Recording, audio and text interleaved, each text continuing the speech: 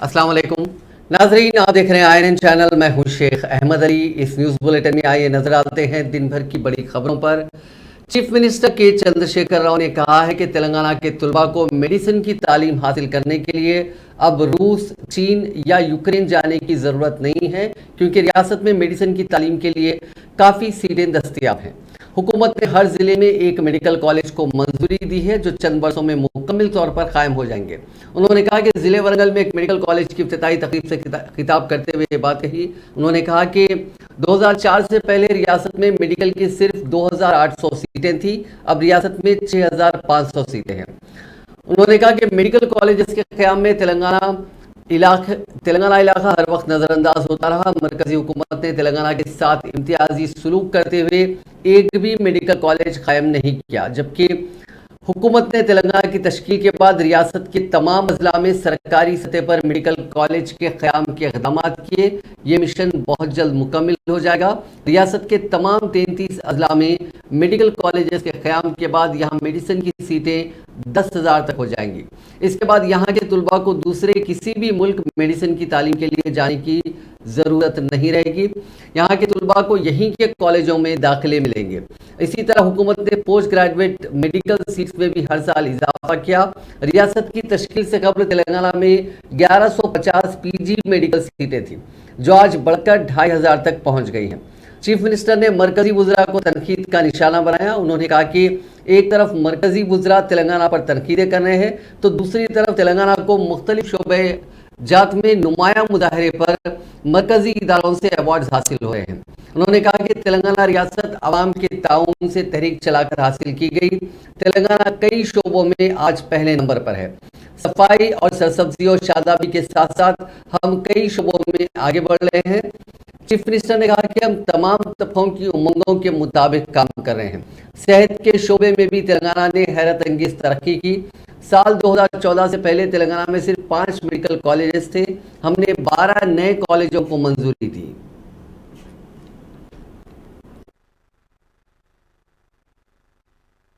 భారతదేశం ప్రపంచానికి అన్నపూర్ణ. భారతదేశంలో ఉన్నటువంటి సంపదలు ఈ ప్రపంచంలోనే ఏ దేశంలో లేవు. మొత్తం వరల్డ్ లో మనకంటే 3 రెట్లునే అమెరికాలో కూడా భారతదేశంలో ఉండేటువంటి కల్టివేబుల్ ల్యాండ్, వ్యవసాయ అనుకూల భూమి అమెరికాలో లేదు. American agriculture land is only 29%.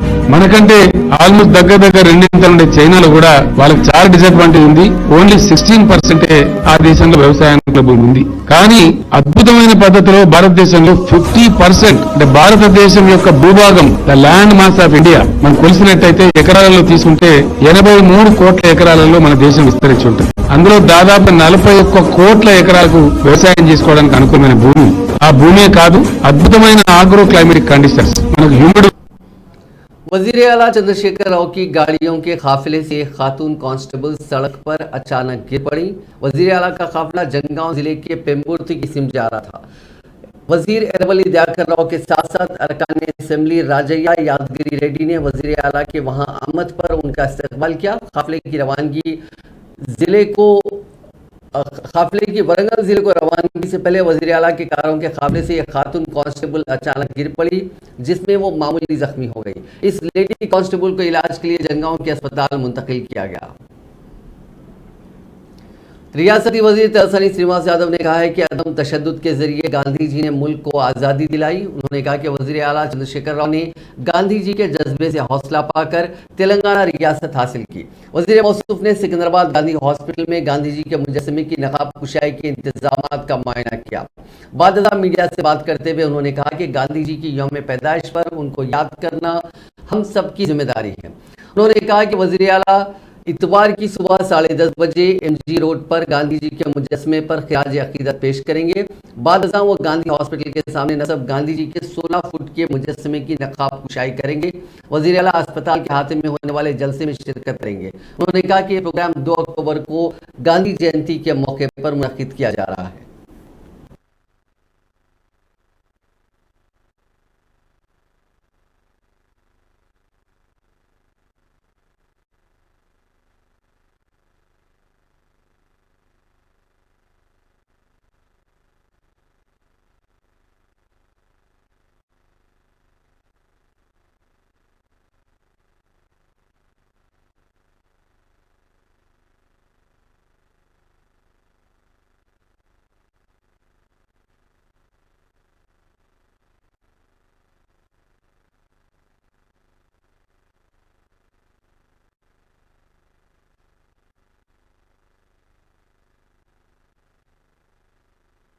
ఉదయం 10:30 గంటలకు సికింద్రాబాద్ ఎంజీ రోడ్లో ఉన్నటువంటి గాంధీ విగ్రహానికి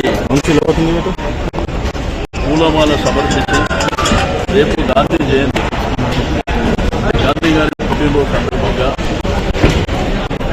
అక్కడ కార్యక్రమం చేసుకొని అక్కడ నుంచి రెండోది ఆ గాంధీ స్టాచ్యూ పెట్టింది మరి దాడూరి అంజయ్య గారు ఎంజీ రోడ్డు. వాళ్ళ ఫ్యామిలీ ఇప్పుడు మనకు ఉన్నటువంటి త్రిపుర జడ్జి గారు, అమర్నాథ్ గౌడ్ గారు, వాళ్ళ ఫ్యామిలీ మెంబర్స్ వాళ్ళందరూ కూడా పార్టిసిపేట్ చేస్తారు. అక్కడ నుంచి ఇక్కడికి వచ్చిన తర్వాత ఈ 16 ఫీట్ల ఎత్తైనటువంటి గాంధీ విగ్రహం, జ్ఞానమందిరంలో ఉన్నటువంటి గాంధీ విగ్రహాన్ని ఇక్కడ ముఖ్యమంత్రి గారు ఆవిష్కరణ చేసిన తర్వాత ఈ యొక్క ప్రాంగణానికి వచ్చి మరి ముఖ్యమంత్రి గారు वजीर इंफॉर्मेशन टेक्नोलॉजी केटी रामाराव ने मरकजी हुकूमत की जानिब से तेलंगाना के लिए 9 मेडिकल कॉलेज की मंजूरी की तशहीर का मज़ाक उड़ाया। मरकजी वजीर किशन रेड्डी की जानिब से इस खुसूस में किए गए ट्वीट में कहा गया था कि हमारे तिब्बी व निगहदाश्ते सहित इंफ्रास्ट्रक्चर को मुस्तहकम करने की मसाई को जारी रखते हुए नरेंद्र मोदी हुकूमत ने गुज़िश्ता 3 वर्षों के दौरान मुल्क में 90 मेडिकल कॉलेजेस कायम किए हैं। उनमें तेलंगाना के 9 मेडिकल कॉलेजेस भी शामिल हैं। इसमें कहा गया था कि सिद्दीपेट, रंगारेड्डी, नलगुंडा, सूर्यापेट, यादगिरी, भोनगिर, मेडचल, मलकाजगिरी और मेदक के मेडिकल कॉलेजेस शामिल हैं। केटीआर ने इस ट्वीट पर रद्द-ए-अमल जाहिर करते हुए कहा कि वो किशन रेड्डी का एहतराम एक भाई की तरह करते हैं, ताहम अब तक उन्होंने ऐसा गलत मालूमात वाला और बेबस मरकजी वजीर नहीं देखा। उन्होंने मजीद कहा कि किशन रेड्डी ने ऐलान किया कि तेलंगाना के लिए मरकजी हुकूमत ने 9 मेडिकल कॉलेजेस की मंजूरी की है, जो झूठ है। उन्होंने कहा कि आपके पास माजरत ख्वाही की भी हिम्मत नहीं है। केटीआर ने सिलसिलावार ट्वीट्स करते हुए कहा कि झूठे प्रोपेगेंडे को फैलाने का सिलसिला जारी रखा गया है। अब बयारम में स्टील प्लांट का क़याम काबिल अमल नहीं है, जिसका वादा आंध्र प्रदेश तंजीम नौ कानून में किया गया था। आधा सच और झूठ फैलाया जा रहा है ताकि गुजरात के आकाओं को खुश किया जा सके। इसीलिए हम वज़ीर आज़म से मुतालबा करते हैं कि वो सरकारी तौर पर बयान दें कि हुकूमत हिंद ने तेलंगाना के अवाम से किए गए वादों को पूरा क्यों नहीं किया। ये शर्म की बात है कि तेलंगाना और आंध्र प्रदेश तंजीम और कानून का एक भी वादे को पूरा नहीं किया गया।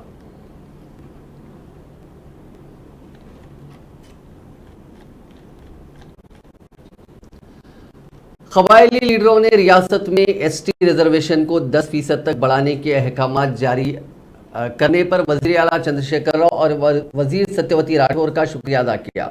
उन कायदीन ने हैदराबाद में मिनिस्टर क्वार्टर्स में वज़ीर सत्यवती राठौर से मुलाकात की और इस खुसूस में जियो की इजराई पर उनका शुक्रिया अदा किया। कबायली लीडरों ने जश्न मनाया। इस मौके पर वज़ीर सत्यवती राठौर ने वज़ीर आला चंद्रशेखर राव की सताइश करते हुए कहा कि वो एक अजीम तहरीक की लीडर हैं, जिन्होंने कभी भी अपनी बात से इनहराफ नहीं किया। 17 सितंबर को मुनक़दा आदिवासी भवन की इफ्तिताई तकरीब के मौके पर वज़ीर आला ने एसटी रिजर्वेशन की हद में इजाफे का ऐलान किया था। इसी दौरान हुक्मरान जमात टीआरएस के हेडक्वार्टर्स तेलंगाना भवन में एसटी तबके से ताल्लुक़ रखने वाले अफराद ने वज़ीर आला से इज़हार तशक्कुर के हिस्से के तौर पर उनकी तस्वीर को दूध से नहलाया। वाज़ेह है कि तेलंगाना हुकूमत ने कबायली तबके को तालीमी इदारों और तकर्रुरात में हासिल 6% रिजर्वेशन को बढ़ाकर 10% करने के अहकाम जारी किए। टीआरएस रुकन असेंबली रेखा नायक ने रियासती हुकूमत की जानिब से गिरिजनों को 10% तहफ़्फ़ुज़ात देने के ऐलान का खैर मकदम करते हुए वज़ीर आला चंद्रशेखर राव की फ़ोटो को दूध से नहलाया। मीडिया से बात करते हुए उन्होंने वज़ीर आला केसीआर को गिरिजनों का भगवान करार दिया और कहा कि वज़ीर आला केसीआर ने न सिर्फ गिरिजनों के तहफ़्फ़ुज़ात में इजाफे का ऐलान किया, बल्कि गिरिजन बंधु का आगाज़ करने का वादा करते हुए गिरिजनों के घरों में खुशहाली लाने की राह हमवार की।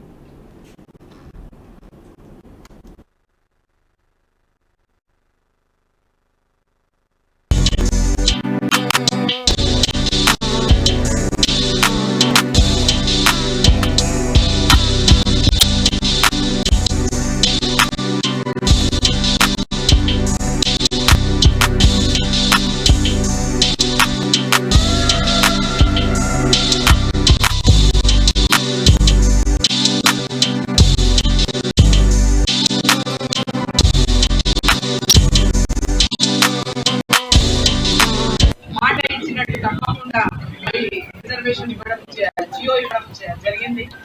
మరి చాలా మంది వాళ్ళకి ఎందుకంటే అనుభవం ఉంది, గత మా ముఖ్యమంత్రులు మాటలు చెప్పుకుంటూనే వెళ్ళిపోయారు. చాలా మంది వైకుంఠం కూడా వెళ్ళిపోయారు.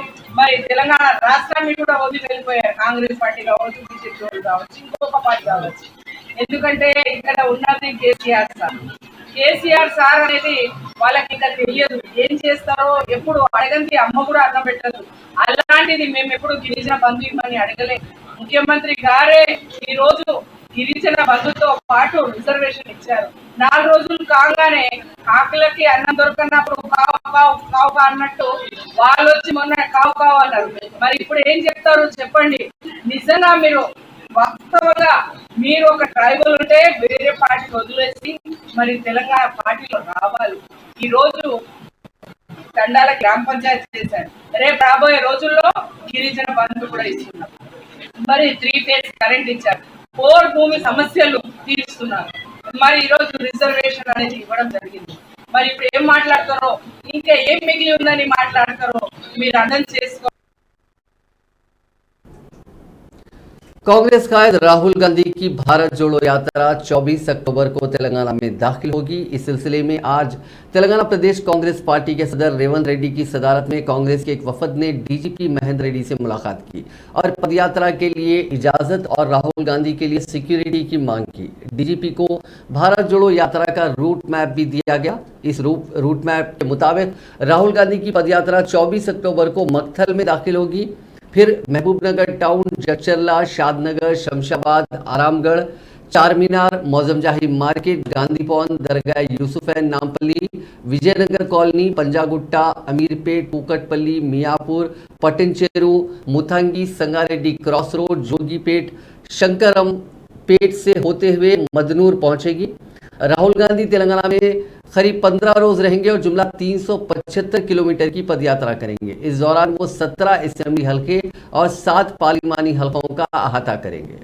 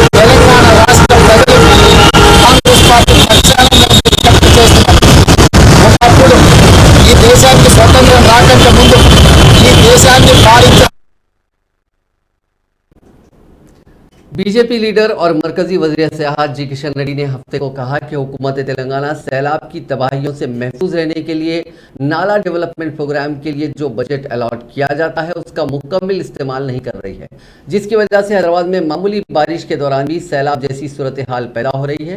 किशन रेड्डी ने इल्ज़ाम आयद किया कि ड्रेन्स की तरक्की के लिए जो फंड्स अलॉट किए जाते हैं हुकूमत उनका मुकम्मल इस्तेमाल नहीं कर रही है। उन्होंने बताया कि स्ट्रैटेजिक नाला डेवलपमेंट प्रोग्राम के आगाज के बाद तकरीबन 209 करोड़ रुपए का बजट अलॉट किया गया था, लेकिन अलॉट करदा बजट में से सिर्फ 16 करोड़ रुपए का ही इस्तेमाल किया गया, जो कि 7.86% होता है। उन्होंने कहा कि बाकी 92.14% फंड्स का इस्तेमाल नहीं किया गया और इस बात का इंकशाफ खुद ग्रेटर हैदराबाद म्युनिसिपल कॉर्पोरेशन ने एक सहाफ़ी के RTI सवाल के जवाब में किया। उन्होंने तंजिया अंदाज में पूछा कि फार्म हाउस खानदान जो मुल्क में सैलाबों के ताल्लुक से इजहार ख्याल करता रहा है, हैदराबाद के सैलाबों पर उसका क्या कहना है। तेलंगाना बीजेपी उम्र के इंचार्ज सुनील बंसल ने मुनुगुडु असेंबली हल्के के ज़मीनी इंतखाब के पेश नज़र हैदराबाद के बंदागुड़ा जे कन्वेंशन सेंटर में पार्टी कायदीन के साथ एक अहम इजलास मुनक्किद करते हुए उन्हें मुख्तलिफ मशवरे दिए। इस इजलास में ज़मीनी इंतखाब की स्टीयरिंग कमेटी के अरकान, हल्के के तमाम मंडलों के इंचार्ज और दीगर कायदीन ने शिरकत की। इस मौके पर खिताब करते हुए सुनील बंसल ने पार्टी कायदीन को मशवरा दिया कि ज़मीनी इंतखाब में संजीदगी का मुजाहरा करें। नवंबर के पहले या दूसरे हफ्ते में ज़मीनी इंतखाब का शेड्यूल जारी हो सकता है। उन्होंने उम्मीद जाहिर की कि ज़मीनी इंतखाब में बीजेपी की कामयाबी यकीनी है। उन्होंने मंडलवारी असास पर मुकर्रर करदा पार्टी इंचार्जेस को मुनुगुडु में ही क़याम करने का मशवरा दिया। उन्होंने बरसर इख्तियार जमात टीआरएस की जानिब से इंतखाबी धांधलियों के इम्कानात जाहिर करते हुए पार्टी कायदीन को मशवरा दिया कि वो इस पर गहरी नज़र रखें और वक्तन फ़ौक़तन पार्टी के आला कायदीन को इसकी इत्तला दें। मुनुगुडु के साबिक रुकन असम्बली व बीजेपी कायद कोमल रेड्डी राजगोपाल रेड्डी ने कहा है कि 2014 से कबल उन्होंने चीफ मिनिस्टर चंद्रशेखर राव की माली मदद की थी और अब इख्तियार में आने के बाद केसीआर अवामी दौलत को लूटकर प्राइवेट जेट तैयारा खरीदने के मौक़िफ़ में आ गए हैं। हल्के के संस्थान नारायणपुर में तेलुगु देशम के मकामी कायद नरसिम्हा के साथ 500 कारकुनों ने आज बीजेपी में शमूलियत इख्तियार कर ली। इस मौके पर खिताब करते हुए राजगोपाल रेड्डी ने कहा कि मुनुगुडु के ज़मीनी इंतखाब में बीजेपी की कामयाबी के बाद तेलंगाना से टीआरएस का ज़वाल शुरू हो जाएगा। उन्होंने कहा कि वो भारी अक्सरियत से कामयाब होने वाले हैं। कांग्रेस पार्टी का इस हल्के में कोई मौक़िफ़ नहीं है। उनकी बदौलत इस हल्के से कांग्रेस को कामयाबी मिली थी। उन्होंने कहा कि तेलंगाना की तश्कील का मकसद रियासत में बीजेपी के इख्तियार में आने के बाद ही पूरा होगा। महकमे मौसमियात ने कहा है कि आइंदा 4 शुम्बे तक तेलंगाना के बाज़ इलाकों में गरज और चमक के साथ बारिश होगी। महकमे मौसमियात ने अपनी रिपोर्ट में कहा कि रियासत में बाज़ मकामात पर हल्की ता औसत या फिर गरज और चमक के साथ बारिश का इम्कान है। जुनूब मगरबी मानसून तेलंगाना में मामूल के मुताबिक रहा। इस रिपोर्ट में कहा गया कि रियासत में गुज़िश्ता 24 घंटों के दौरान बाज़ मकामात पर बारिश हुई।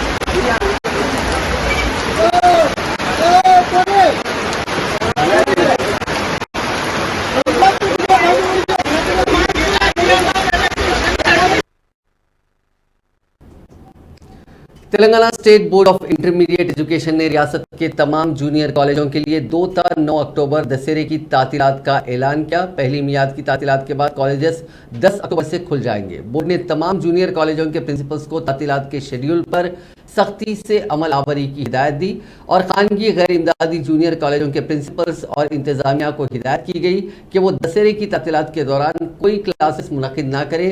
खिलाफ वर्जी पर सख्त नोट लिया जाएगा और कार्रवाई की जाएगी, जिनमें खाती इंतजामियों के खिलाफ कार्रवाई और कॉलेजों के इल्हाक को ख़त्म करना भी शामिल रहेगा।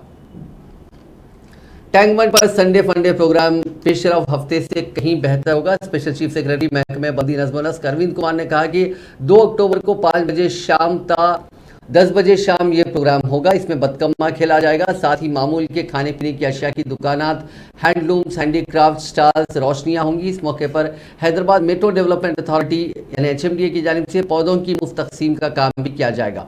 सिटी पुलिस इस इलाके में ट्रैफिक पाबंदियां आयद करेगी। टैंक बंड इलाके में संडे फंडे प्रोग्राम हर इतवार को मुनक्किद किया जाता है। गुज़िश्ता साल 12 सितंबर को इस संडे फंडे प्रोग्राम की शुरुआत की गई थी। वज़ीर बल्दी नज़्म नस्क KTR की ख्वाहिश पर टैंक बंड पर हर इतवार को महकमे बल्दी नज़्म नस्क की जानिब से तफरीही प्रोग्राम संडे फंडे मुनक्किद किया जा रहा है। दशहरा त्यौहार मनाने हैदराबाद के मुख्तलिफ इलाकों से अपने आबाई मकामात को जाने वालों की तादाद में इजाफे के सबब सड़कों पर गाड़ियों की तादाद में इजाफा देखा जा रहा है और बाज़ मकामात पर ट्रैफिक जाम की सूरत हाल भी पैदा हो गई है। यादाद्री जिले के पतंगी टोल प्लाजा के करीब कारों की बड़ी तादाद नजर आ रही है। हैदराबाद और तेलंगाना के मुख्तलिफ इलाकों में मुकीम आंध्राई अफराद अपनों में त्यौहार मनाने के लिए पड़ोसी रियासत आंध्र प्रदेश जाते हैं, जिसके नतीजे में टोल प्लाजा और दीगर सड़कों पर गाड़ियों की तादाद में गैर मामूली इजाफा देखा जा रहा है। हैदराबाद विजयवाड़ा शाहरा पर भी गाड़ियों की काफ़ी तादाद नजर आ रही है। फास्टैग तरीक़ेकार पर गाड़ियों की रवानगी में आसानी पैदा हो रही है।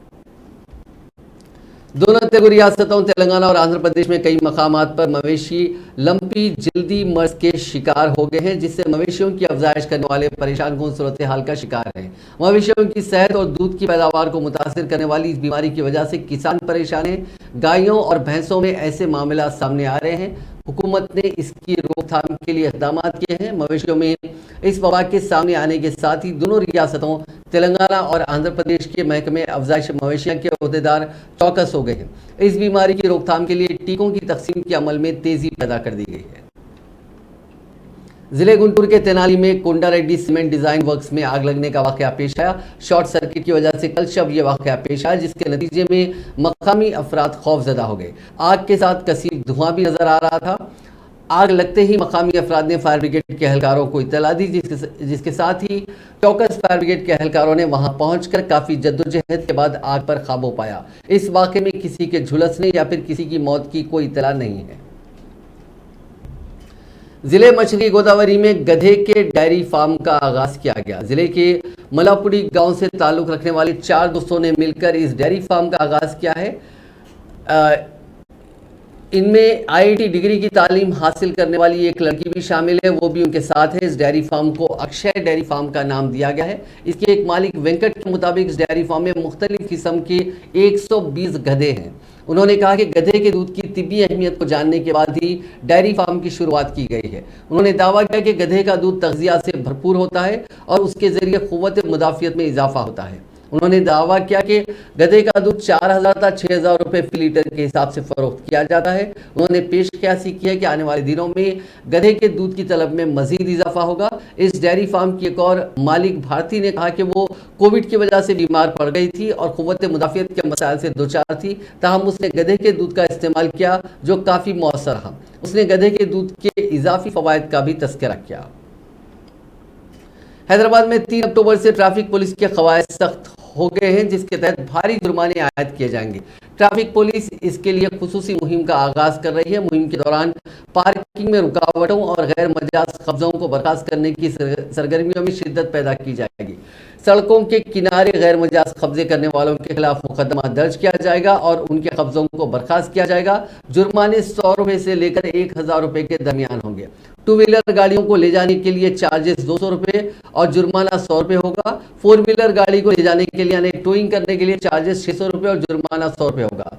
सिग्नल के करीब स्टॉप लाइन पार करने पर 100 रुपये जुर्माना आयद किया जाएगा। कमिश्नर पुलिस CV आनंद ने तमाम तिजारती इदारों के मालिकीन जिन्होंने फुटपाथ पर कब्जे कर लिए हैं उनसे दरखास्त की है कि वो रजाकाराना तौर पर जगह को खाली कर दें ताकि ट्रैफिक के बहाव में आसानी पैदा हो सके या फिर कानूनी कार्रवाई का सामना करें। राहगीरों की नकलो हरकत को आसान बनाने के लिए Hyderabad traffic police stop line की खिलाफ वर्जी करने वाले गाड़ियों के मालिकीन को जुर्माना आयद करेगी। शी टीम्स की जानिब से लड़कियों और खवातीन को हरासानी करने वालों के खिलाफ सख्त कार्रवाई की जा रही है और उनके खिलाफ मुकदमा दर्ज करके उन्हें अदालत में पेश किया जा रहा है। ऐसी हरकतों में मुलविस मुलजिमीन को शहर की एक अदालत ने सजाएं सुनाई और जुर्माने आयद किए। शी टीम्स के जिम्मेदारों के मुताबिक एक मुतासिरा ने टीम से रब्ता किया जो एक सुपरमार्केट की मुलाजिमा बताई गई। उसने अपनी शिकायत में कहा कि उसे वहां का सुपरवाइजर हरासा कर रहा है। इस मामले में सुपरवाइजर सुनील कुमार साकी नंबरपेट को गिरफ्तार करके अदालत में पेश किया गया। फाजिल मजिस्ट्रेट ने मुलजिम को 15 दिन कैद की सजा सुनाई और 200 रुपये जुर्माना आयद किया। एक और मामले में एक माह कबल खातून ने कैब बुक कराई। ड्राइवर ने खातून का फोन नंबर रख लिया और वो आधी रात को खातून को अजीब व गरीब तस्वीर और काबिल एतराज पैगामात रवाना करा था। शिकायत मिलने पर पुलिस ने टैक्सी ड्राइवर राजेश को गिरफ्तार कर लिया जिसका ताल्लुक वरंगल से बताया गया। उससे हाजिर अदालत किया गया। अदालत ने मुलजिम को 8 दिन जेल की सजा सुनाई और 250 रुपये जुर्माना आयद किया। ऐसे ही कई और वाकयात हैं जिसमें शी टीम्स ने सख्त कार्रवाई की। हालत नशा में गाड़ियां चलाने वालों के खिलाफ माफ कीजिएगा हालत नशा में गाड़ियां चलाने वालों के खिलाफ ट्रैफिक पुलिस की जानिब से जारी मुहिम के दौरान एक शख्स ने अचानक नींद बरहना होकर हंगामा आराई शुरू कर दी। ये वाकया हैदराबाद के दिलसुख नगर राजीव चौक में पेश आया, जहां कल शब ट्रैफिक पुलिस की इस मुहिम के दौरान ट्रैफिक एहलकारों ने उस शख्स की बाइक को रोकने की कोशिश की। ताहम उस शख्स ने जिसकी शिनाख्त मधु के तौर पर की गई, उसने अपनी गाड़ी को सड़क पर गिरा दिया और फिर ट्रैफिक पुलिस एहलकारों ने जब उसके करीब जाने की कोशिश की तो वो उनसे उलझ गया और अचानक नींद बरहना हो गया। उसने ट्रैफिक एहलकारों पर शदीद बरहमी का इजहार किया। ट्रैफिक पुलिस ने लॉ एंड ऑर्डर पुलिस को इस बात की इत्तला दी, जिनके वहां पहुंचने के बाद उस शख्स को मनाया गया, जिसके बाद उसने कपड़े पहनने के लिए रजामंदी का इजहार किया। उसने इल्जाम लगाया कि ट्रैफिक पुलिस ने उसे बदकलामी की थी। इस बात की इत्तला उस शख्स के अरकान खानदान को दी गई और उसको अरकान खानदान के हवाले कर दिया गया। ताहम पुलिस ने उसकी बाइक को जब्त कर लिया। इस वाक़े का वीडियो देखते ही देखते सोशल मीडिया के मुख्तलिफ प्लेटफॉर्म्स पर तेजी के साथ वायरल हो गया।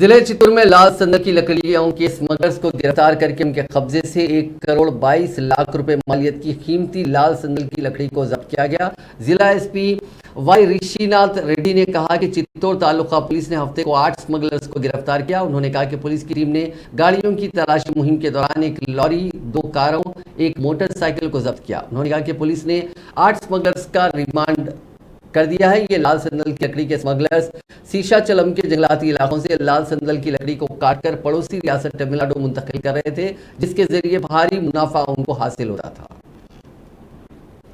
जिले मंचिरियाल के श्रीरामपुर में सिंगरेनी कॉलरीज कंपनी लिमिटेड के ओपन कास्ट माइनिंग प्रोजेक्ट में काम के दौरान एक 44 साला वर्कर खल्प पर हमले के बाइस फौत हो गया।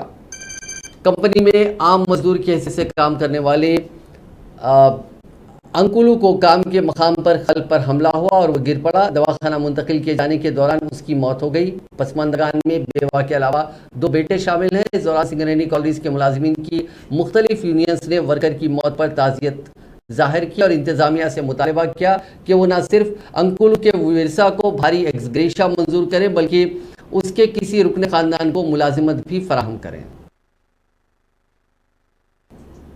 नाज़रीन, इस न्यूज़ बुलेटिन में इतना ही। आप देख रहिए INN चैनल।